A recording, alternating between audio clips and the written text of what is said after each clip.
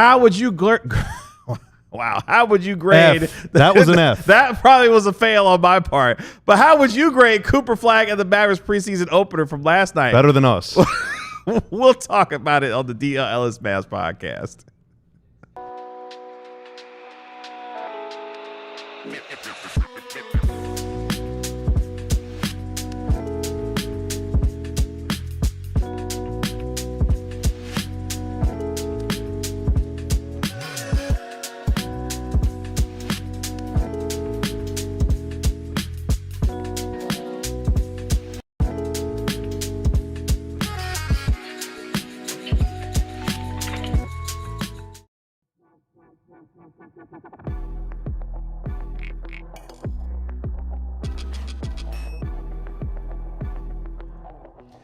Hey, what's up, DLLS Mavs Nation? And this is the DLLS Mavs podcast powered by Michelob Ultra. Cheer on your team with Michelob Ultra at 2.6 carbs and 95 calories. It's a superior smooth taste worth playing for. Michelob Ultra, official beer sponsor of the NBA.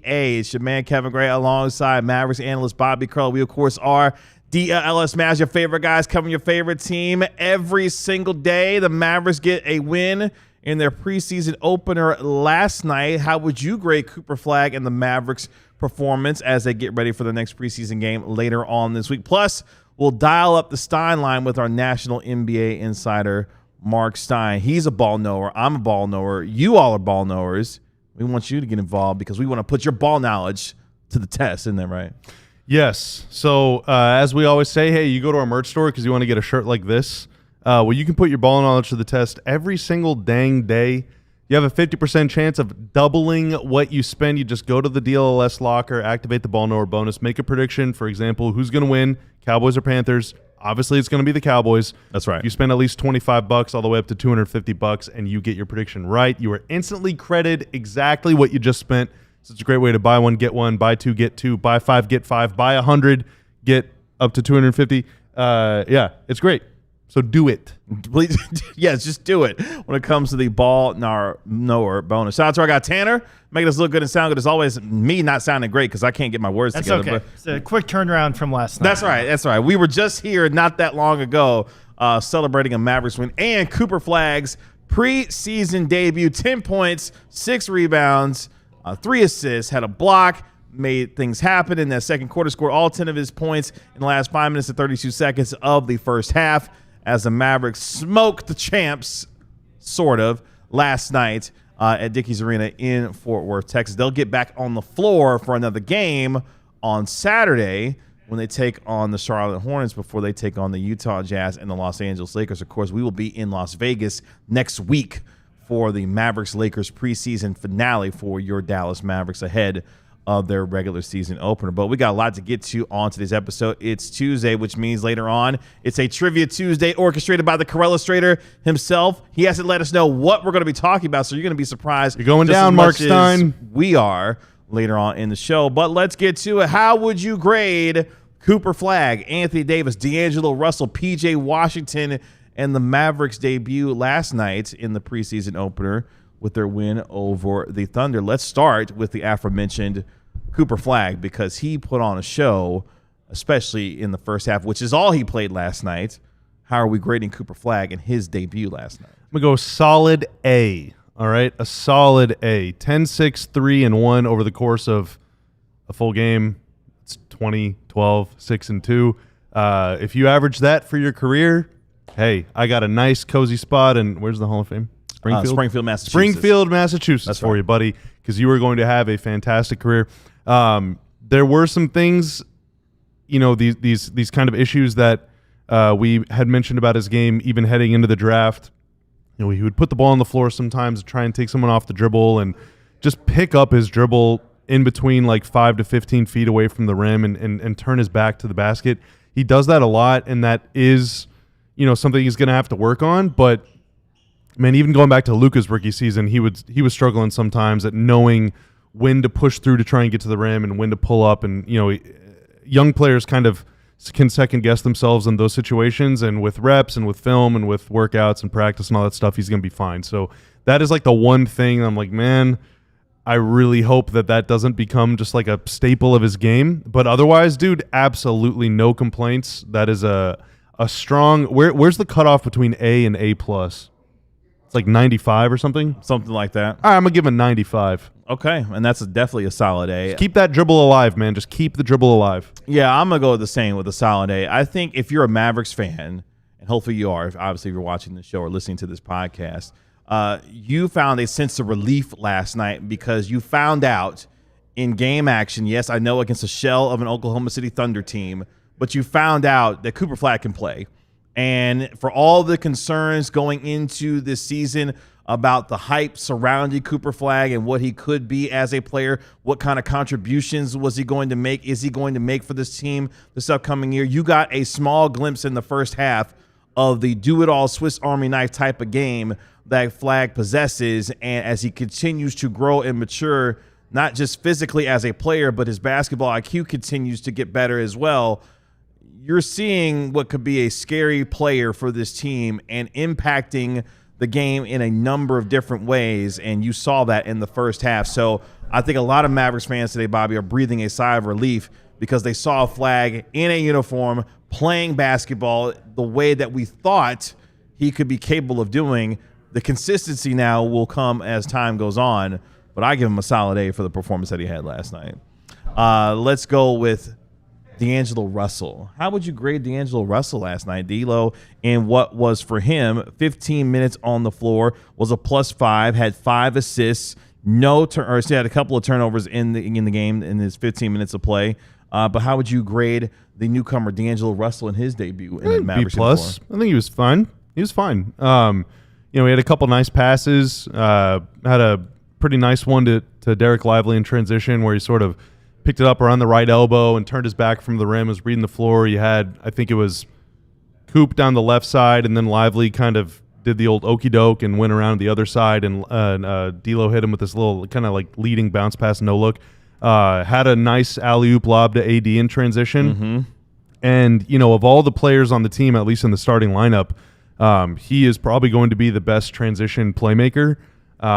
And also, whenever he was out there, he wasn't spending too much time on the ball. And so I think conceptually, again, everything is judged against who they're going up against, right? But conceptually, I think that he played in a way that he played in a good kind of way, a way that I think fits this team. Mm-hmm. Get off the ball, go spot up. If it comes back to you, get ready to make a play. And then in transition, dude, floor it, get down the floor, keep your eyes up, and look for someone to make a pass to. So I think he played a good game. Yeah, I would give D'Angelo Russell a solid B for last night. For him, it's going to be about distributing the basketball, scoring with efficiency, not turning the ball over, and being a guy that can make the right plays at the right time. There's a lot of talent on this team. We've lauded the depth of the Mavericks going into this year. D'Angelo Russell looking to get in where he fits in, knowing where he is at this stage in his career, and has a really good opportunity to play alongside some talented players, but do what he does best, which is score with efficiency, not make mistakes, and be able to orchestrate this offense when he has the opportunities to do so. And we saw the first points of the game last night, as you mentioned, the transition alley-oop pass to Anthony Davis for the dunk off the Cooper Flagg block. That is, I believe, the essence of what the Mavericks want to do in a lot of ways. Clamp you down on the defensive end, get you out in transition, get some easy buckets, and really put pressure on teams on both ends of the floor. And I think that play, even the first bucket of the game, kind of gives you a glimpse and a sense of what they want to do on a night-to-night basis, given the athleticism on this team. Let's stick with our grades and go with Anthony Davis. Can I point out something real quick? Yeah. I did a poll in grading Cooper's game last night. 15 or 17% of people gave it a B. So we have some high standards around here. You said 17%? Yeah, 17% of people gave it a B. Luckily, no C's or D's, but I mean, whew, okay, interesting. That's tough critics. Yeah, a lot of high expectations for Cooper Flagg, with 17% saying with a B there. Let's go with Anthony Davis, who played 16 minutes, played in the first half last night, went 3 of 5 from the field, 7 points, 7 rebounds, 2 blocks, was a +4 in his time on the floor. AD doing a lot of the AD stuff that we're accustomed to seeing from him as he continues to work himself in the shape. How would you grade Anthony Davis and his performance last night? Probably an A, maybe A-, maybe like a 93. Okay. he was gobbling up rebounds, had a couple blocks, like you said. I mean, he was just by far the best player on the floor. And I think offensively, spent a lot of time around like 18 to 20 feet. He had that dunk, but otherwise, I think his next closest shot was a turnaround fadeaway from the elbow, which is about 15 to 17 feet, something like that. But it's preseason against a bunch of dudes. Like, he doesn't need to try and force his way to the basket and risk anything or whatever. So I think just from a defensive presence standpoint and glass presence standpoint, A+. From an offensive aggression standpoint, like a C+. But that's all. He didn't need to be that. Right. He didn't need it doesn't matter. So that's why I think like either the best A- or the worst A. That's what I'm going to go with. Okay, I'll allow it. One of the things I was most impressed with, it wasn't even a play that Anthony Davis scored on. The pass that he made to D'Angelo Russell at the top of the key for the three-pointer that he made, they ran a little inverted pick and roll, and you see Anthony Davis make the nice swing pass over the top of his head to D'Angelo Russell, who hits a knockdown three-pointer.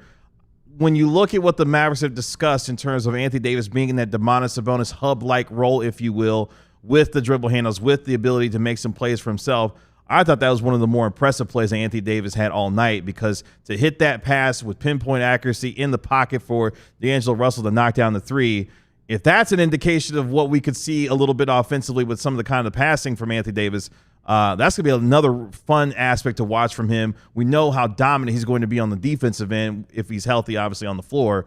But some of those other creative elements with his passing ability, I thought that was a pretty cool play from Anthony Davis and what he made last night as well there. So a lot of variety. I'm going to give P.J. Washington, by the way, real quick before we take our first break, I'm going to give him an A+, because no matter if it's a shell of the Oklahoma City Thunder or if it's Shai Gilgeous-Alexander, P.J. Washington goes out there and just smokes Oklahoma City. Last night, led the team with 14 points, was 6 of 7 from the free throw line, and was a team high, tied for a team high, plus 18 with Max Christie. So it doesn't matter. He could have gone for 2, 3, and 1, and you would have been like, no, A+. No, A+. Great job. Masterpiece. Good players, great players lock in and dominate no matter who they're playing or what shell of a team that they're playing. And it seems like anytime that P.J. Washington sees Oklahoma City, he just sees red and just goes berserk on them. That's P.J. Washington. That's right. He's a masterpiece every time. And I'll give an honorary mention to Max Christie. Max looked good last night. I know he was a plus 18. He played against, some of the deeper non-guys you ever heard of. But at the same time, Jason Kidd had a lot of praise for Max Christie last night, who has lauded how good of a shape he has come into for this camp. And he talked about some of that post-game as well and what he wanted to work on his body, being a cutter, being someone who's going to be able to knock down shots and being in the kind of shape that allows him to be effective on the floor. And have a really good year. I thought Max Christie in the 15 minutes that he had out there, he was 6 of 6 from the free throw line, had 12 points. As the Mavericks went as a team 27 of 30 from the line last night. In fact, they started 18 of 18 from the charity stripe in last night's game. Anyone else that you want to give a honorary mention to before we take our first break? Moussa Cisse looked good, looked active, looked big, played hard. No complaints, no notes. Really good game. And, with Gafford, I'm assuming Gafford's not playing at all in preseason. What is the timeline for that? Like 2 to 3 weeks? 2 to 3 weeks, when Jason Kidd had said that last Wednesday. So a week from tomorrow would be when he admitted. Okay, yes, which is their last game. Yeah. So I assume Gafford's out for all of preseason, which means that Cisse has the opportunity to play a lot of minutes. It's only Lively and Dwight Powell at the 5, and so he's going to have an opportunity to go out there and put together some good film, either for himself to get that final two-way spot or for another team to scoop him up. So he's one of the guys on the team that's fighting for something, and it looked like it last night. He did, and played well in his opportunity with the Mavericks. Let's take our first break here on our show today. When we come back, we're going to get to your Super Chats. Plus, the Mavericks, in their own words, what Jason Kidd and Cooper Flagg had to say about their game last night and what it means for them going forward. All that and more coming up next on the DLLS Mavs podcast. But if you look good, you feel good. And if you feel good, you want to show it off. And Branded Bills wants you to do that with their premium headwear and apparel. Whether you need snapbacks, truckers, fitteds, beanies, or tees, Branded Bills has you covered with performance and style. We've got our own DLLS branded Bill hats here that Bobby was wearing last night. I'm not sure what he did with it, but he was wearing it last night. Back on my desk so that no one else steals it. Oh, no one else steals it? Yeah, because everyone in the office has been eyeing that hat. And I'm like, you could just go buy one on our website, but whatever. Well, you can do that. Or if you want to see an example of one, you can see one if you're watching our show right now that's sitting on the table. Or when you watch our DLLS Texas Rangers show, Jeff Wilson's got his DLLS branded Bills hat as well, so make sure you check that out. If you're looking for some gear to make your brand stand apart from the crowd, Branded Bills has you covered with the best custom headwear, so you can start your order, and their dedicated team will help you create the exact custom apparel that you need. They have a partnership with 40 colleges as part of their campus collection, including TCU, Texas, and Texas Tech. So make sure you head to brandedbills.com. Use code BBDLLS for 15% off your first order today. It was a great night for me last night on Prize Picks. I'm not going to disclose what I picked because it was all just less thans, and I would not advise us doing that all the time. But hey, it's preseason and there's minutes limits. But your boy turned $5 into $22.50. That's cool. That is huge. So today's lunch, Bobby, it's on me. I got today's lunch. Don't worry about it. Oh, okay. And that $5 is important because on Prize Picks right now, if you download the Prize Picks app today and use code DLLS, you can get $50 in lineups after you play your first $5 lineup. So you just put $5 in the app, make a play, and they will just instantly, boom, grant you 50 buckaroos. That is code DLLS to get $50 in lineups after you play your first $5 lineup. Prize Picks, it's good to be right. I was right last night. I've been right a lot recently. It's been a great time for me on Prize Picks, and I'm looking forward to playing again this week. Coming up in our next segment, we'll dial up the Stein Line with our national NBA insider, Marc Stein, with the latest on your Dallas Mavericks. And later on in our show, we'll finish up with some Trivia Tuesday orchestrated by our guy, Bobby Carell. That's right. Before we get to the Mavericks in their own words from last night's game against the Oklahoma City Thunder, shout out to Elliot with the $4.99 super chat. Am I dreaming, or was the Lively at the 5 and PJ and Cooper at the 3 and 4 nasty on defense, Bobby Carell? You were not dreaming. It was real, and it was spectacular. Now, you can swap in AD for any of those three guys, and it would still be really, really good and really, really spectacular. The Mavs have, I guess until proven otherwise, we can just confidently say this, the best defensive front court in basketball, and maybe the best front court in basketball. Until proven otherwise, we can say that. I guess Denver has a claim just because Jokic exists, but outside of them, I don't know, man. There's a lot of defense. Now, the trade-off is that basically every single player on the Thunder could take as many wide-open threes as they wanted. That's right. It just, they missed a lot of them because they were not very good players. Of them. Yeah, and so, defending the rim comes at a cost, and we'll talk about the downside after they lose one day. But they won, and so we're ignoring it. It was great. It was awesome. Scary hours with PJ, AD, and Cooper Flagg there at the 3, 4, and 5. It's going to be a lot of fun watching them be able to get after teams on the defensive end. Jason Kidd was especially excited after last night's game, lauding the team's performance in a number of different areas, but the focus obviously was on the number 1 overall pick in Cooper Flagg. Jason Kidd discussing Cooper Flagg and the special player that he is, especially when it came to his playmaking. Here's what Jason Kidd had to say after last night's win against the Oklahoma City Thunder. That's going to be one of our strengths, is being able to have him handle the ball and be able to make reads, run the pick and roll. I thought he did a great job of finding guys. He found PJ for and one, then also being able to play off the dribble and shoot the 3. So, for an 18-year-old, it's kind of special and kind of fun to watch his ability to handle the ball in those situations, and he's only going to get better. One of my favorite plays from Cooper Flagg last night, he gets the ball. Casey Wallace picks him up full court. And with relative ease, Cooper Flagg is able to handle the pressure from a really good defender in Casey Wallace and throws a nice little left-hand pass to Dwight Powell for a dunk in the lane. And that just gives you yet another example for an 18-year-old who is comfortable with his ability to handle the ball, but also dealing with some really good pressure. Now, obviously, as we get more into the preseason and into the regular season, there'll be a variety of defenders that Cooper Flagg will face. But Casey Wallace is one of the better ones in the league, and for him to be able to handle that pressure, Bobby, with relative ease, I thought was very impressive for him, just giving you an indication of some of the playmaking abilities that he has and the size and strength already at the age of 18. He'll be 19 later on in December. Some good stuff from Cooper Flagg with respect to his ability to handle the ball. Has some areas to still work on, obviously, but some really good indicators from last night. Yeah, and the decisions that he was making with the ball last night are the kinds of decisions that for like 3 months I've been saying, like, that is fine. Just if that's all he needs to do, that's great. The kind of stuff that I've been a little worried about is like, all right, you got 2 shooters in the corners and you got a high screen on the right wing of the floor, and now you got to go into the middle of the lane and read the weak side defender and know what to do with the ball. Like, that is pretty complex stuff that some guys make look very easy. But what he was doing last night, they're not easy plays to make, but they're like simple plays. It is just, I'm going to drive to the basket, and I got big man here in the dunker spot. AD was hanging out, and if his defender is either behind him or sealed or steps up toward me, the ball handler, then it's just a little easy scoop off, little drop off pass to AD. Or same thing for PJ Washington. I'm going this way. Washington is cutting this way. I'm going to just find him with the pass. Like, it was nothing too complicated. And he can make those plays already, which is really nice because there are some wings that are 10 years, 15 years older than him that still can't do that, or that can't put it on the floor and get past their man anyway.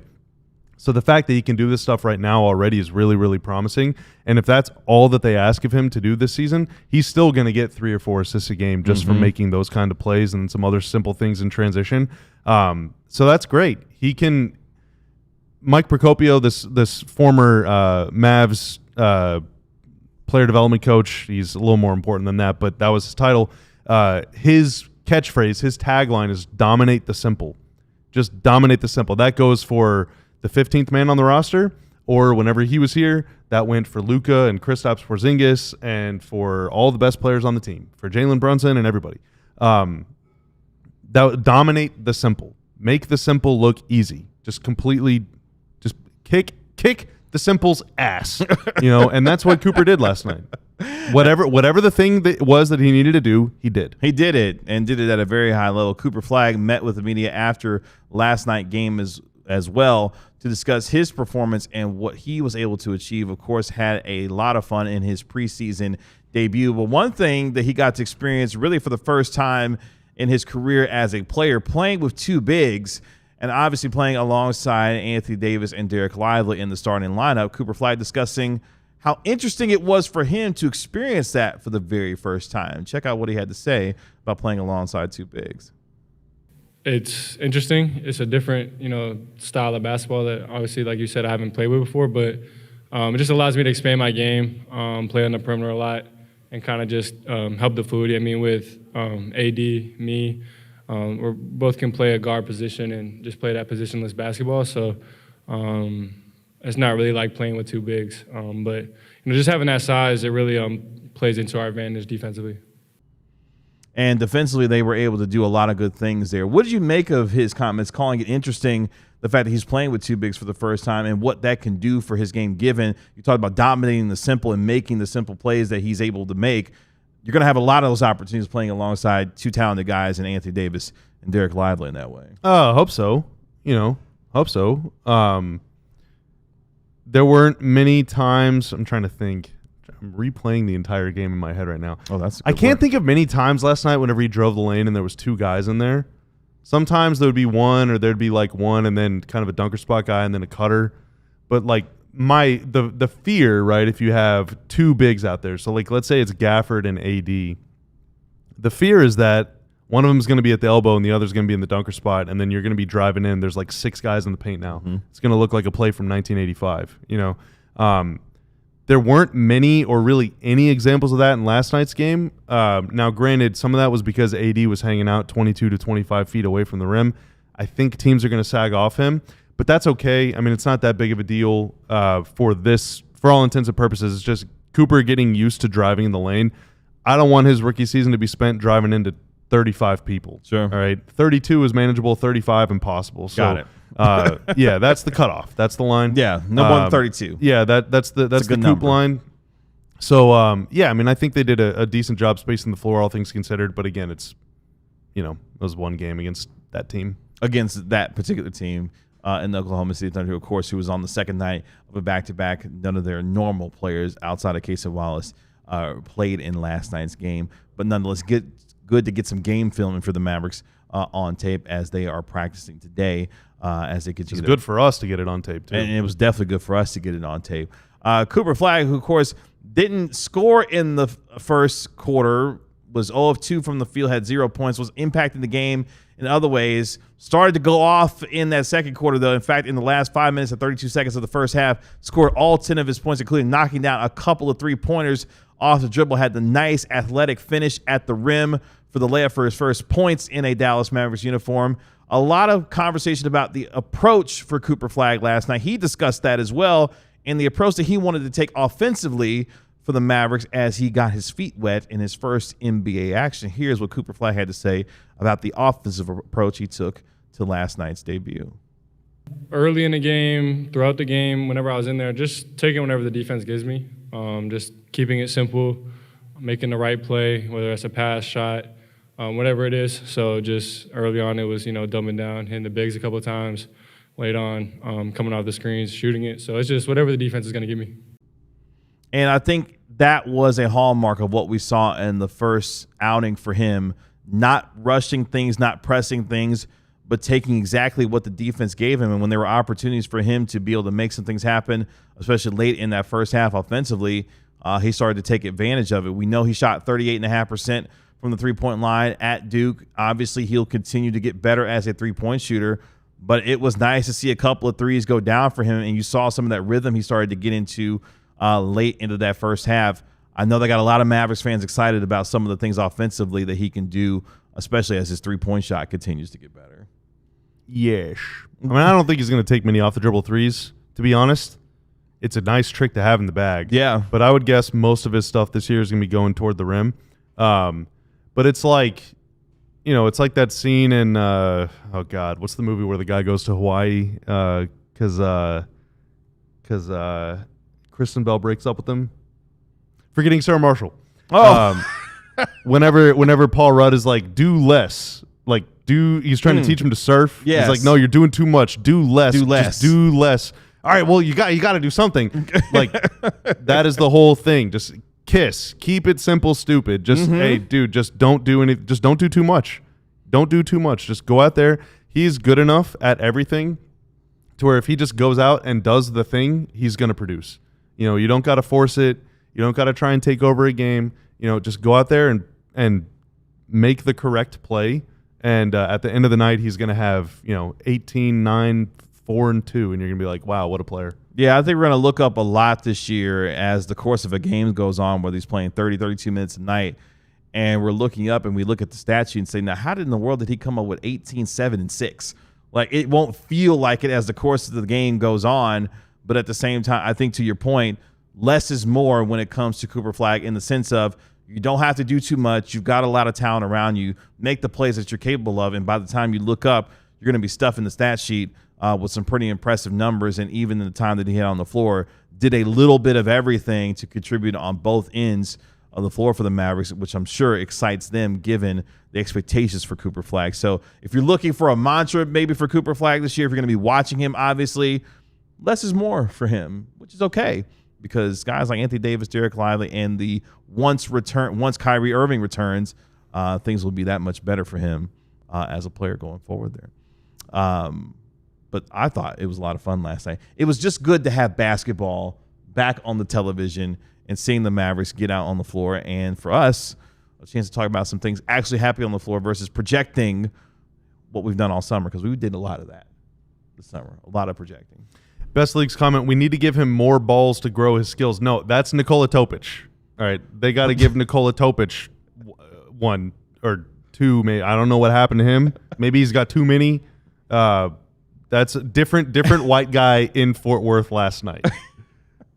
You was waiting to get that joke off. Well, I mean, he was waiting for that. I had the opening. Yeah, you got the opening. You took Dwight Powell nearly joined him on the injury report. Man, Dwight Powell took a shot to the face, took a shot to the groin area. Like, it was the full Dwight Powell experience in preseason game number 1. We're so back. We are completely back. He hit a tip in. That's right. And he also got his tip hit. Wow, you were really cooking these up, weren't you? You was really ready for today's Stayed up show. all night thinking about. I bet you did. Jokes. It sounds like it. And folks, it's only the second segment. It's only the second segment, but it's over now because we got to get to the Stein Line. Let's dial up the Stein Line with our national NBA insider, Marc Stein. The Mavericks made a signing today with a player that you might have heard of. We'll talk about who it is next. But I want you to become part of our DLLS Sports family. The easiest way you can do that is just to subscribe right now to DLLS Sports and join the over 32,700 subscribers as we move that much closer to 33K here at DLLS Sports. You can also become a diehard member right now by scanning that QR code if you're watching us, or you can go to alldlls.com. You can, for $59 right now, get your diehard membership and your DLLS branded Bills hat right now. A branded Bills ALLCITY mashup collection we have, and DLLS has it right now. Or if you want a t-shirt, you can become a diehard member for $36 right now and get a free t-shirt. We've got a lot of great t-shirts. In fact, Bobby's got on one right now, actually. The Moose celebrating the start of the NHL season, which is just days away, just a couple days away. Shout out to Mikko Rantanen, who was absolutely on fire in the postseason for a little while, and then things kind of tailed off. But we won't worry about that. He was like the only guy doing anything. So yeah, then he got tired. It was like, hey, can the rest of you guys come along? And they were like, actually, yeah, it was tough. My hopes are high for Wyatt Johnson this year, though. Very high. Yeah, high of hopes for I Wyatt Johnson. am absolutely. If Wyatt Johnston doesn't have a good year, I'm gonna have to flee the country. Well, don't do that. I am so You guys in just over leave- up to my gills. You're just gonna leave me and Tanner to do Bobby, the Wyatt we need you. Johnson We need you future. on the show. Yeah, we Please need don't you on leave the show. So you can't leave the country. You can't leave. Well, you could fill out Notion I'm from afraid wherever you flew I to. can. guess, Yeah, I can so. join remote. Okay, fair enough. I just did that. International Bobby. I'm gonna have to adopt Yeah. a couple aliases, alii. We have National Tim and International Bobby. Yeah. Well, I would need to change my name. I'll become International Tim. International tip. Throw him off the scent. Go to alldlls.com to become a diehard member today. Get your physical diehard card and get access to all of our premium content from all of our terrific writers here at DLLS Sports. No Stein yet. In just a moment. No Stein. He hasn't called in. What? All right. What's happening? Let me check my phone. No, sourcing He hasn't. call. He hasn't texted I me. didn't see. Sourcing call for Bobby Carroll. Coming up here in just a moment, we'll be joined by our national NBA insider, Marc Stein, as we dial up the Stein Line. What do you know about Delano Banton? Well, he's in Dallas Maverick now. Oh, actually, nice. now that you ask, I was just thinking about Delano Banton. I didn't know that. really, that's very perceptive of you. Yes, the Dallas Mavericks have announced that they have signed guard forward Delano Banton today. In a related move, they have requested waivers on guard Matthew Cleveland, who did play last night, but they have requested waivers on him. Delano Banton, former Portland Trailblazer. My man goes about 6'8", 6'9". Big guy. He's like surprisingly tall. Yes. Goes about. I was joking with Tanner. You're right, Gal, because Stein is buying a villa right now. That's probably what he's doing, actually, instead of being on the show. But I was joking with Tanner before the show. I said the Mavericks must be committed to making themselves the biggest team in the league. Like, the whole bit is continuing to say, you know what, we're going to go big and bigger and bigger and bigger. And Delano Banton adds to that kind of size when it comes to the Dallas Mavericks. Ooh, okay. I'm on his basketball reference page right now. He's got 2 nicknames. Okay. One of them I think is actually really lame. DB Hooper. Like, that's fine. It's just his initials and Hooper. Awful generic. I wouldn't say but okay. that's lame, but it's just not. It's kind of generic. Yeah. But the Dubber Don. The what? The Dubber Don. Like, The he's Dubber a Don? Don that gets dubs. Oh, wow. And that's also his Instagram handle. Well, _ Dubber Don. I think that's awesome. okay. I thought it was going to be something like, a play off of his last name, Banton, like the Baron Banton. I don't know, something. I don't know, but clearly I was reaching too much. But yeah, the Mavericks make another signing. Obviously, they've got other bodies in camp already with Dennis Smith Jr., who is there as well. Other guys that are working their way back from injury, Brandon Williams, who we did not see play in last night's action. Also trying to effort and figure out why Caleb Martin did not play in last night's game. The Mavericks are practicing today as they continue their preparation for their next preseason game. Saturday, they had the Fan Jam on Friday evening. Then they'll play the Charlotte Hornets in their only true home game of the preseason at the American Airlines Center on Saturday evening. Of course, they will be on the road against the Utah Jazz on Monday, and then they will play a neutral site game in Las Vegas against the Los Angeles Lakers on Wednesday. Of course, we will be in Las Vegas. Our entire DLLS Mavs crew will be in Sin City once again. If you're out there, come find us. Well, we'll be at the Westgate. We'll be at the I Westgate will once again. buy. I don't know if I can explicitly say that I'll buy a Michelob Ultra for anyone that shows up. Oh, okay. There you go. There you go. Shout out to our guy, the Marc administrator. Stein. As we are now joined by our national NBA insider, Marc Stein. You can always dial up the Stein Line at the Stein Line on this terrific Tuesday afternoon. Stein, how are we? I thought Tanner was locking me out, still mad because I revealed the whole stalking incident from last night when you guys tried to sabotage my reporting and dinner in Vegas in July. Yeah, I'm Please glad stop that with that narrative. you Please revealed stop. you revealed that you were stalking us. I'm glad the truth Yeah, finally I'm glad came the out. truth finally came out from that point of view. Took me because four that's- took me 4 login attempts to join the show. I'm starting to think I'm in Tanner's doghouse. No, that was Ecamm issues. Just Where? Ecamm. Well, issues no more, as folks are complimenting your Oasis t-shirt that you have on today. So shout out to you. Let's jump into it. The Mavericks, as we had mentioned, have made a signing, signing Delano Banton, formerly of the Portland Trail Blazers. What more can you tell us about that signing for the Mavericks today? Yeah, very, very interesting signing because obviously camp is already underway. And I have to say, I remember early in my beat writing career, learning the NBA ropes, I made the mistake once of saying, oh, training camp's over and now we've moved into the exhibition games. And the legendary Bill Fitch, Hall of Fame coach, Rick Carlisle's mentor, Coach Fitch pulled me aside and said, young man, the exhibition games are part of training camp. Training camp is not over until opening night is here. So I've learned that lesson. So training camp did not end in Vancouver. Training camp continues now as the Mavs have begun. Unreal. Mavs have begun playing exhibition games. And so, yeah, the signing. Look, Delano Banton was a player who was generating no shortage of interest from teams abroad. You know, we've seen it all summer. We've seen Lonnie Walker and Jeff Doughton and a slew of NBA players who really could be in the league and have been in the league, but have opted for EuroLeague contracts. We saw just a number of players do that this summer, and Delano Banton was a player who had that option to go overseas and do a EuroLeague deal, but he was holding out for an NBA opportunity. Now, just like Dennis Smith Jr. and just like Jeremiah Robinson Earl, Delano Banton joins the Mavericks now, and there ain't a lot of hope when you just look at the sheer roster. There's just no roster room. He would have to play lights out here in the next week or so to force them to do a rethink and try to create roster room somehow. But in this case, Delano Banton was not eligible for a two-way. The Mavs are one of 7 teams when the season started basically last week. There were 7 open two-way spots in the league. The Mavs have one of them, but Delano Banton is not eligible for a two-way spot. So basically, the Mavericks will have his G League rights.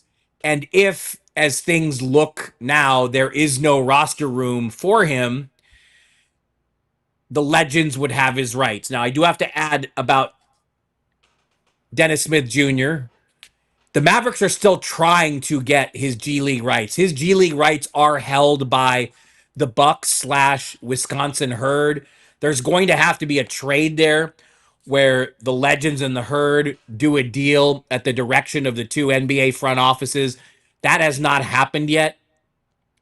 The anticipation is that it will happen, but that does have to happen for the Mavericks to get Dennis Smith Jr.'s G League rights, whereas with Robinson Earl and now Delano Banton, by virtue of the contract he signed today, the Mavericks will have the G League rights for those 2 players. So if there isn't roster room in Dallas, as it appears, the Legends would have the first crack to have those players on their G League roster, assuming those players want to play in the G League as opposed to going abroad.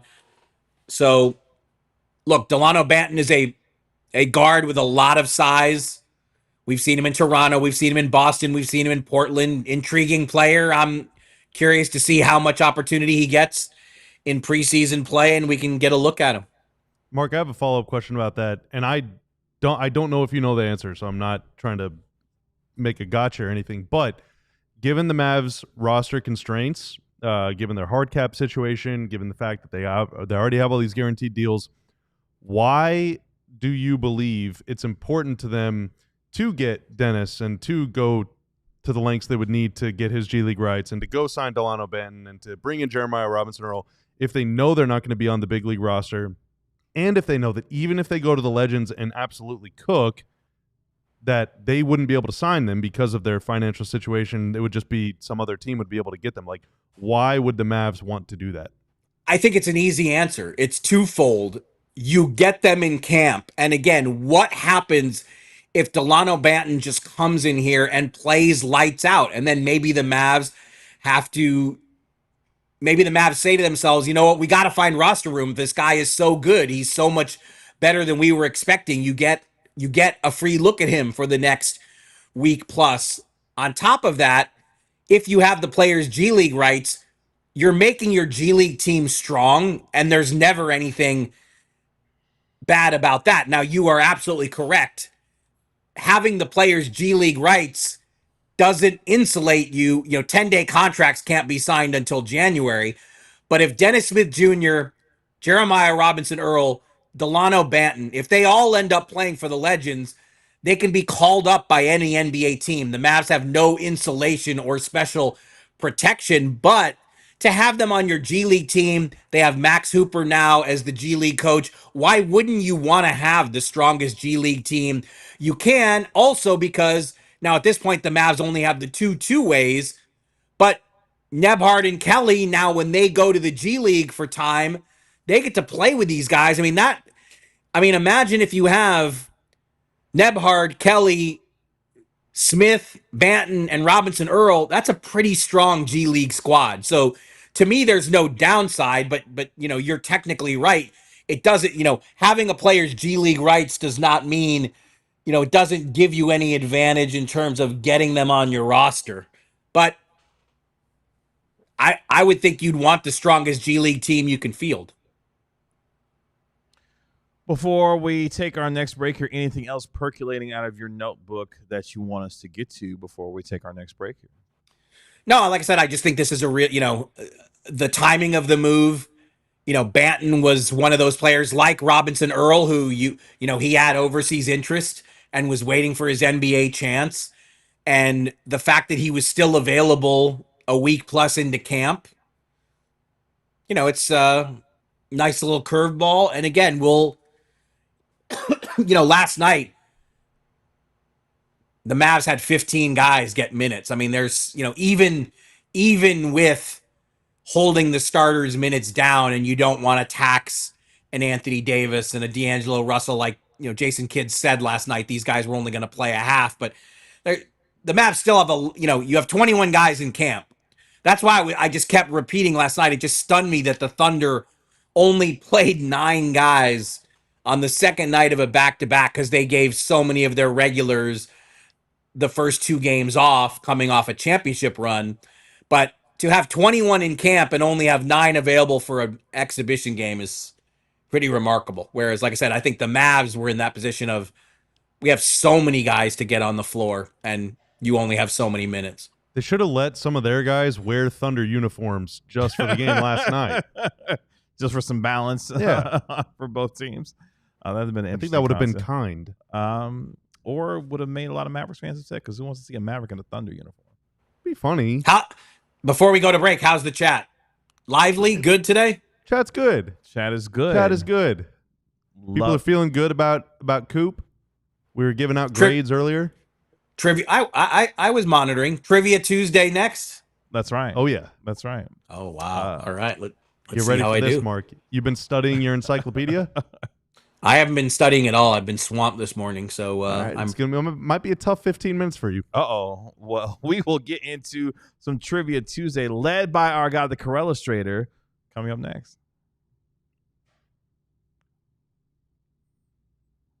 First, folks, like I said off the top of the show, we got this fancy schmancy thing called the Ball Knower bonus. If you go to our DLLS locker to get yourself some merch, or hey, if you go to the DNVR locker or the CHGO or PHNX or PHLY locker or the ALLCITY locker, you can activate the Ball Knower bonus, make a prediction. You got a 50% chance of doubling what you spend on the site. For example, Cows are heading out to Carolina this weekend to take on Bryce Young, my guy Rico Dowdle, and the Carolina Panthers. And if you think Cowboys are going to win, or if you think the Panthers will win, activate the Ball Knower bonus, make your selection, spend anywhere between 25 to 250 buckaroos on our website, and you will be, if your prediction comes true, instantly granted a gift card matching what you just spent, so you can double your haul.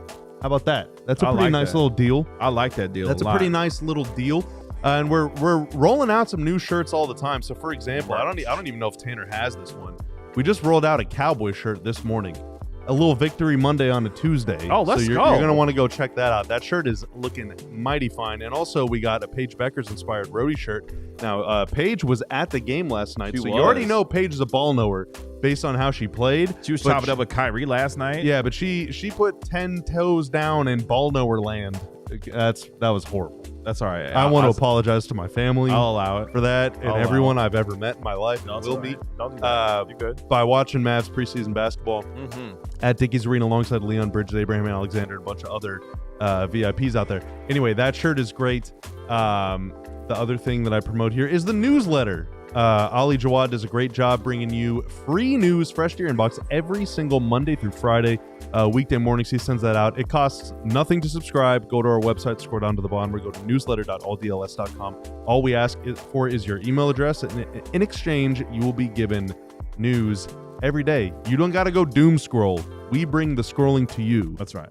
And it's joyous. It's not. Yeah, it's nothing to doom about that. Except for when the teams lose, then it sucks. That's not good. Well, the newsletter's great, but the teams suck.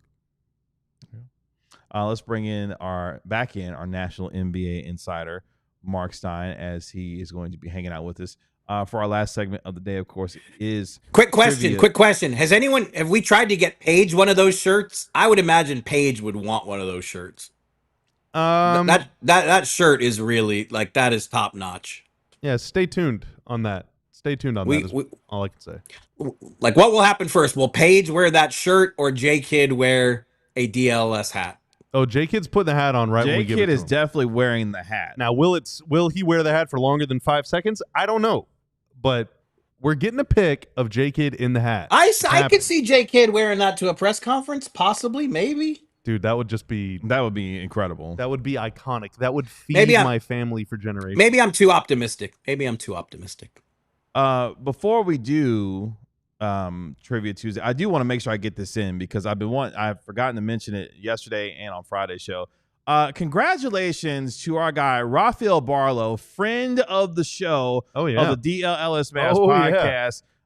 Announced a few days ago that he's accepted a role as a Europe-based international scout with the Dallas Mavericks. So shout out to Rafael Barlow, who's one of the best scouts that and more so a better person that you will ever meet, and has been at this 15 plus years, has gone all over the world scouting some of the best players in the entire world, and now has accepted a role with the Dallas Mavericks as a Europe-based international scout with the Mavericks. So congratulations to Rafael Barlow. That is awesome for him. I'm so happy for him and his family. So congratulations to Rafael, friend of the show. Yeah, for sure. Congrats to Rafael. This is a Cinderella story, and it's just he is really, truly one of the nicest humans I've ever met.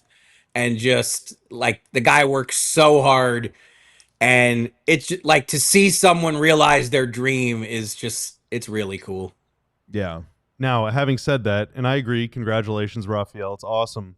But now that you work for the Mavs, if they draft some bum from Europe in the second round, we're coming for you, man. We're calling you out. We're going to have you on this show to talk about it. We're going to hold your feet to the fire. But if anything that he's done is as good as we know that it is, he's going to be on his game. So shout out to Rafael and congratulations to him and his family You definitely deserve it, my guy. So happy for you. With that, let's get to some Trivia Tuesday led by the Career Illustrator. Oh, Trivia Tuesday. time to step into the Thunderdome. So in the spirit of, now last night wasn't really officially a debut, okay? But in the spirit of player debuts, these questions are all based on Mavericks rookies making their NBA debuts, okay? Okay. So rookies making their NBA debuts in a Mavs uniform. All right. Number 1. We need some themes.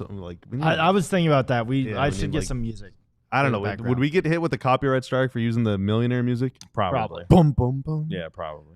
Who has the most points in their rookie debut in Mavericks franchise history with 22 points? Feel free to Mark play Aguirre. along in the chat as well. Mark Aguirre. Mark Aguirre, Stein's guess, okay? I'll go with Stein. He sounded real confident in that. I'll go with Stein, Marc Aguirre. Okay. Tanner? Dennis Smith, just to mix it up. Okay. I want to give chat at least a little bit to let the... Yeah, this is All right, when well, we we're going to have to wait a lot we of it. just have to Yeah, go. yeah. Yeah. All right.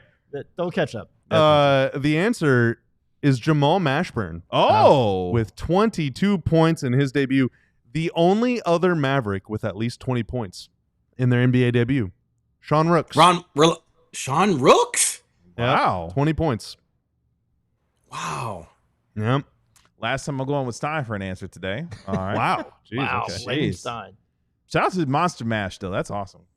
3 Mavericks grabbed double-digit rebounds in their rookie debuts. Okay. 3 Mavericks have grabbed double-digit rebounds in their rookie debuts. 1 person with 11 and 2 people with 10. Who are those 3 players James Donaldson. in their rookie Roy Tarp. debuts? Did he Donaldson did was he already not in the start with the league. Mavs? Yeah, okay. No. Roy Tarpley.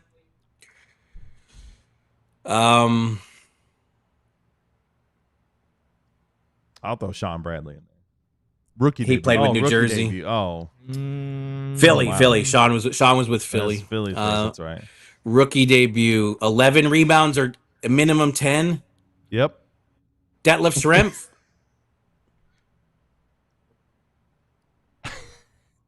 Wow. This Well, Luka there's 3 Doncic? guesses, so I'm not spoiling anything. Oh, wow. Luka Doncic. All right, so Luka, Detlef Schrempf, and Roy Tarpley. Or KG. King Oh, says Lively? Lively. Derek Lively? That's a good answer. Derek Lively is one. Okay. And also All right. Stein That's got right. one.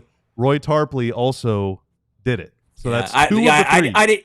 I didn't feel good on. I did not feel good on the on those second 2 guesses. Tarpley, I felt pretty good at. So we got Tarpley, we got Lively, One more.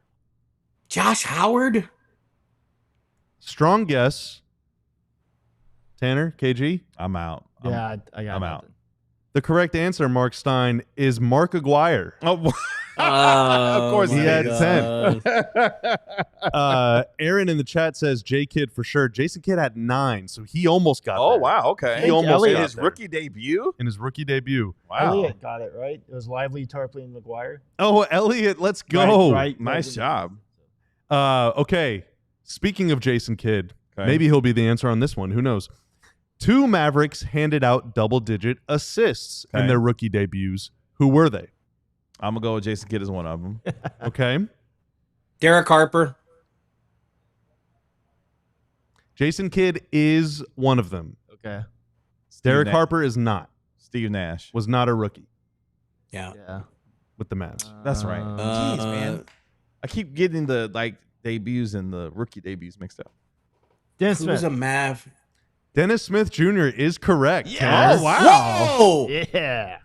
He had double-digit assists in his 16 points, 10 assists against the Atlanta Hawks in 2017.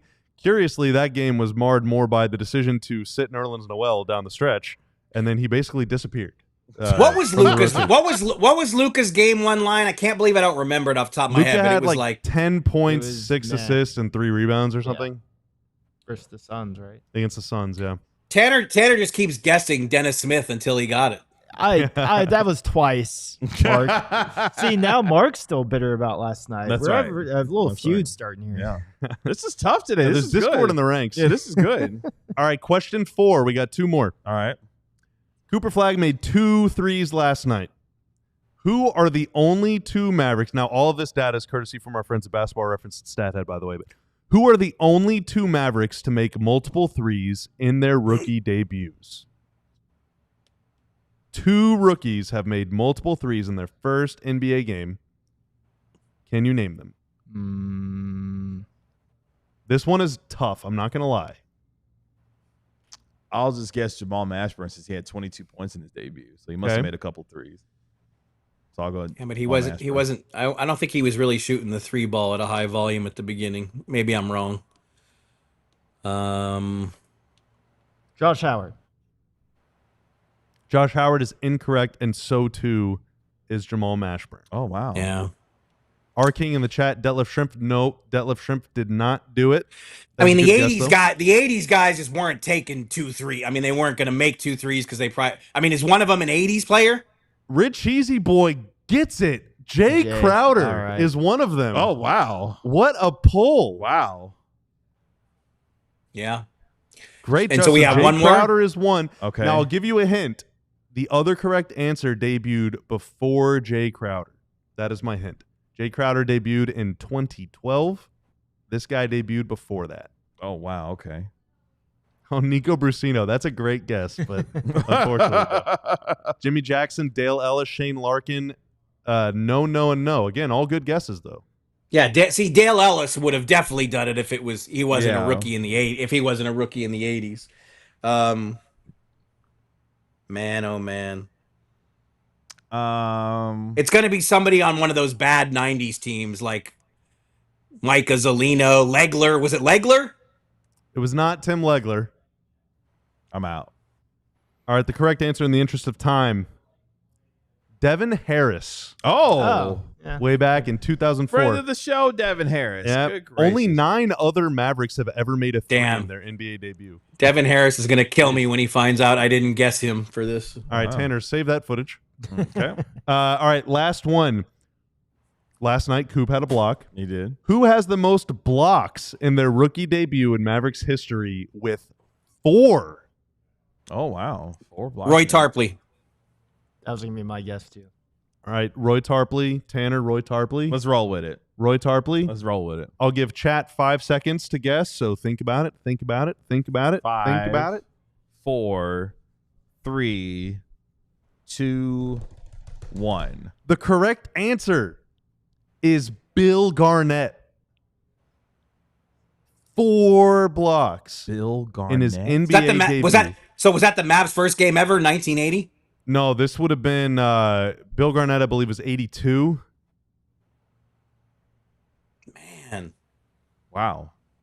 this was Now- simple None of but us- complex. We're right. None of us clearly would have Now, got that. this is a follow-up, though, Mark. There only one other player has ever had multiple in their NBA debut for the Mavs, and he played in that first game in 1980. Do you know who that is?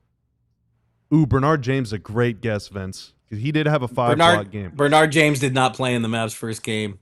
Oh, God, his name's Tom. What's his last name? It wasn't Tom Lagarde. It wasn't. What can you tell me about Daryl Allums? Oh, wow. Nothing. That's honest. He had 2 blocks. He is the only other player in franchise history to debut with multiple blocks. Wow. I feel like that This was a was pretty tough Trivia Tuesday. This That was was humbling. Too hard? That was your toughest. No. We got to get some. We got to get more of these. We're not going to get them all, but we got to do better. We didn't do well. We don't want layups. We want layups. We want to be challenged. Yeah, but this. Okay. I would say of the ones that you've done so far, that was probably your toughest one, All right, good. which is good. You got us. That's good today. Good. Good. What does the chat think? Does the chat like it, or are the questions too hard? Tell us in the Yeah, chat. chat, was that too hard or was it good? Chat was like us today. We were just all off when it came to answer these questions today. We were Chat all got a couple. Jay Jake Crowder good pull was Good good. pull. Yeah, that was good. for And sure. then someone else got Fast Devin Channel Harris one. 59 alert. Fast Channel 59 alert. Thank you, Mark. I don't want to get yelled at again by Same. Kat. That's gonna do it for us here on the DLLS Mavs. It's podcast daytime. Kat's today. not watching. She's, Gagujin just chimed in too. 59-minute warning. We'll be back tomorrow at noon here on the DLLS Mavs podcast. Appreciate it, God Tanner, making us look good and sound good as always. Thank you, sir. That is our national NBA insider, Marc Stein, dial up Stein Line at the Stein Line. That is our Mavericks analyst, Bobby Carella. I'm your host, Kevin Gray. We are DLLS Mavs. We'll talk to you tomorrow on a Whiteboard Wednesday, DLLS Cowboys, tomorrow at 12 p.m. Y'all be good. Peace. We all silly like the mayor.